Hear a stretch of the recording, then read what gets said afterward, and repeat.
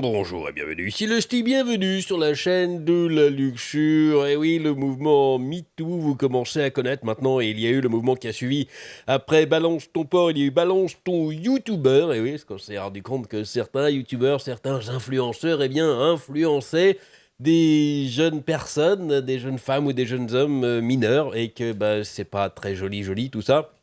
Donc voilà, la dernière victime, victime entre guillemets évidemment, de ça, c'est Monsieur Norman. Et oui, alors il est hors de question évidemment de lui cracher dessus. Je veux dire, à l'heure actuelle, Norman est innocent, hein, parce qu'il n'a pas été montré qu'il était coupable.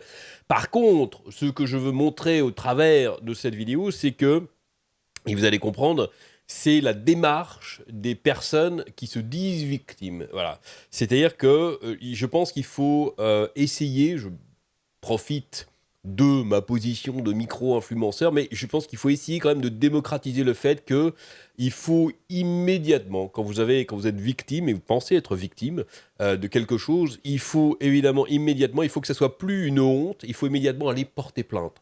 Il faut aller rassembler tout ce que vous avez, des témoignages, même écrivez des témoignages, écrivez votre propre témoignage, votre propre vécu, tout ce qui s'est passé, au lieu de l'écrire sur les réseaux sociaux directement, et allez à la police avec tout ça, et après, dites que vous avez porté plainte. Mais c'est très important, et il faut vraiment, parce que trop de personnes ne veulent pas, pensent que c'est trop dur d'aller porter plainte, ou qu'elles ont honte, ou que ça servira à rien, c'est pas grave. Il faut quand même que ça soit la première démarche qu'il faut faire, parce que balancer tout et n'importe quoi sur les réseaux sociaux, eh bien, même si c'est vrai, c'est quand même relativement contre-productif parce que bah il y a que de l'émotion sur les réseaux sociaux. Il y a pas vraiment beaucoup de gens ne prennent pas de recul.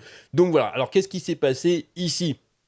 Depuis, c'est un article récent, mais ça date de quelques semaines. Bref, depuis que la libération de la parole des femmes a commencé avec le mouvement MeToo, de nombreuses célébrités masculines ont été épinglées pour harcèlement sexuel et agressions diverses. Aujourd'hui, c'est le tueur Norman qui se retrouve au cœur de la polémique. Bon, il a agressé personne, hein. C'est un échange à distance de matériel de type nu, pornographique, ce que vous voulez. Considéré comme l'un des plus importants youtubeurs français depuis près d'une décennie, Norman Tavo avait jusqu'ici une excellente réputation. Toutefois, son image de marque viendrait être mise à mal par une jeune femme québécoise, mademoiselle Maggie Desmarais.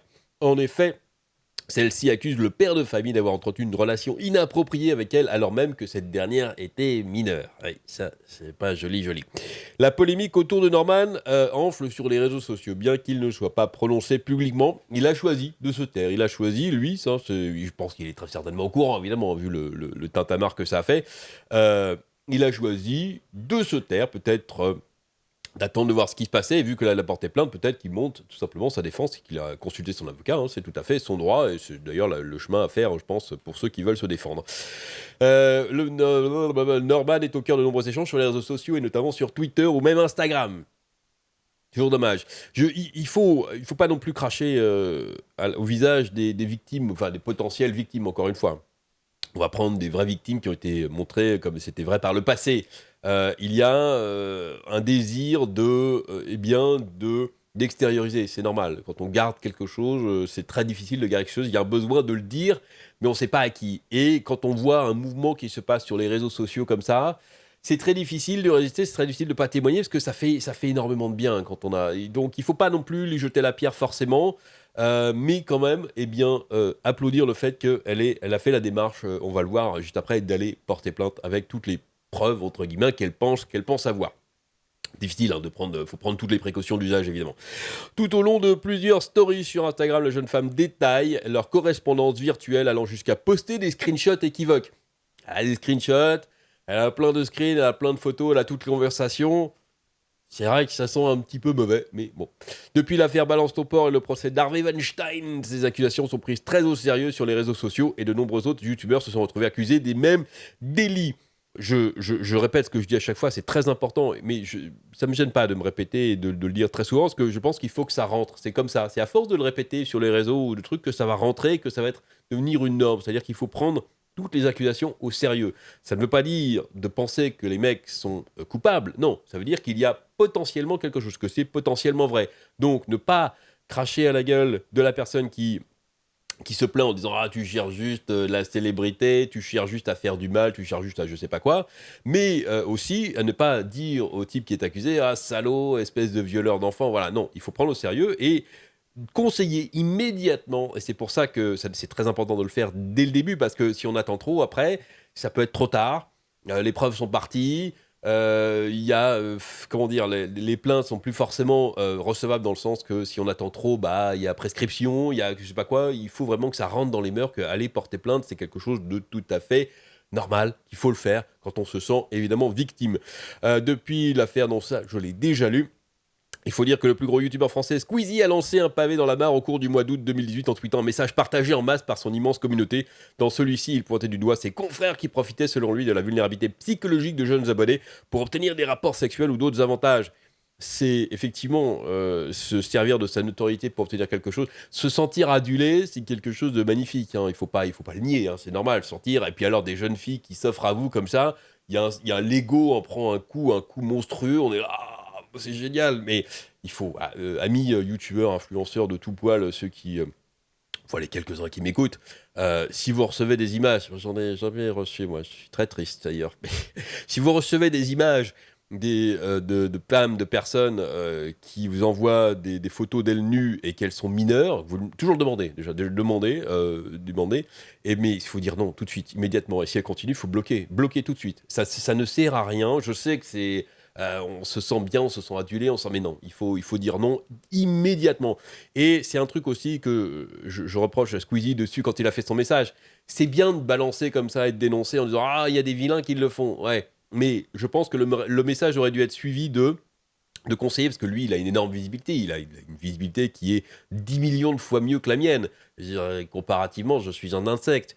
C'est de dire à ses fans, hommes ou femmes, que, eh bien, il faut justement, si elle se pense victime de quelque chose, de quelqu'un, et dans son public, vu le nombre de publics qu'il y a des millions, je pense qu'il y en a, immédiatement d'en parler je sais pas, à ses proches et d'aller porter plainte. Voilà, ça c'est très très très important. Et c'est ça le message qu'il aurait dû lancer en deuxièmement, de dire que c'est bien, il faut le faire, c'est pas grave, il n'y a pas de honte, même s'il y a certains, effectivement, on le sait, certains lieux de police, certains commissariats qui vont vous recevoir pas forcément de la meilleure manière, c'est bien qu'il y a de plus en plus qu'on commence à prendre conscience que c'est la bonne chose à faire, et peut-être que justement au sein de ces lieux de police, de commissariat, de trucs, qui prendront conscience que c'est quelque chose de sérieux qu'il faut prendre en compte.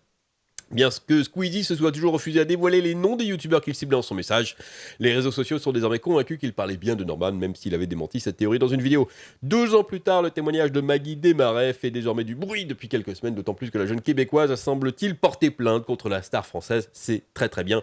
C'est peut-être un petit peu tard, je ne sais pas quel est l'état de la loi, parce que quand les faits qu'elle dit qui se sont avérés, elle était mineure.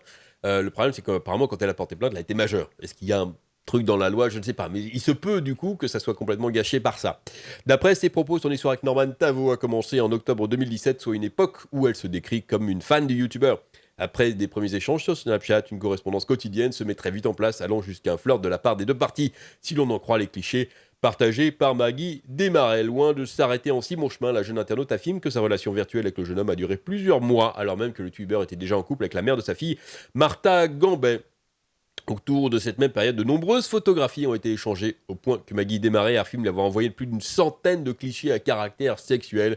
En retour, le jeune homme ne se faisait visiblement pas prier non plus, puisqu'il en faisait autant de son côté. Donc, en théorie, elle a plein de photos de lui à poil ou en faisant des trucs, ce qui, normalement, pour une jeune fille qui habite le Québec, alors que le Québec est en France, hein, me semble-t-il, qui était mineur, il y a des tags, hein, normalement des tags de temps sur les photos. Elle a donc normalement plein de billes, plein de preuves, plein de trucs à aller déposer. Folle amoureuse de la star, la jeune femme a toutefois dû faire face à la vérité, notamment lorsque Norman a annoncé sa paternité sur les réseaux sociaux. Aujourd'hui, elle dit avoir porté plainte pour avant tout protéger les autres et le faire assumer, car il reste silencieux. Évidemment, c'est difficile de juger, c'est difficile de la blâmer, mais c'est ce qu'elle aurait dû faire dès le début. Voilà, dès le début. Et si quelque chose qu'il faut, même peut-être que les parents en discutent avec leurs enfants, parce qu'il faut, ça fait partie des réseaux sociaux, ça fait partie de la vie malheureusement de 2020, du 21e siècle. Il faut éduquer, il faut montrer que eh bien, ça peut se passer et que c'est pas normal et qu'il faut réagir face à ça, voilà. Évidemment, les premiers à blâmer, ce sont les youtubeurs. Alors pas normal, parce qu'encore, je le répète, encore une fois, c'est très important. Là, au jour d'aujourd'hui, c'est une expression dégueulasse, mais au moins, vous comprenez ce que ça veut dire. Là, à l'heure actuelle, il est innocent, hein, il n'a pas été jugé, il ne s'est même pas exprimé, il n'a pas répondu, donc il n'a même pas donné sa version des faits. Donc, mais en tout cas, quand une personne se penche victime, il faut évidemment apporter toutes les preuves, tous les trucs à la police et porter plainte immédiatement, quitte à en parler après en disant, voilà, j'ai porté plainte contre un tel pour que ça se sache, et puis, mais je ne dirai rien à ce sujet, blablabla, blablabla. Voilà.